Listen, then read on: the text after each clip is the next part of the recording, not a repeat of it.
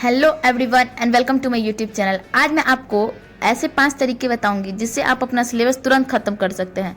तो अगर आप मेरे चैनल पर न्यू हैं तो मेरे चैनल को सब्सक्राइब कर देना। चलो मैं फैक्ट को स्टार्ट करती हूँ।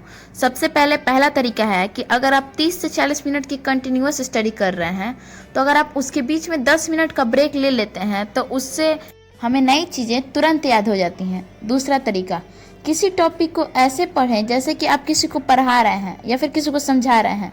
तो ऐसे करने से हमारा दिमाग जल्दी जल्दी चीज़ों को सीख लेता है। तीसरा तरीका, अगर आपको अपने माइंड को शार्प करना है तो आप दही खाएं, क्योंकि दही में अमीनो एसिड होता है जिसकी वजह से हमें टेंशन कम होती है और हमारा दिमाग एनी टाइम फ्रेश रहता है। चौथा तरीका, अगर आपको कोई टॉपिक समझ में नहीं आ रहा है तो आप उस टॉपिक को रात में पढ़ें। अगर आप उस टॉपिक को रात में पढ़ें और उस टॉपिक को पढ़ने के ठीक बाद आप तुरंत सो जाएं। अगर आप सो जाएंगे तो उसकी वजह से वो टॉपिक आपको तुरंत समझ में आ जाएगा और जल्दी याद हो जाएगा।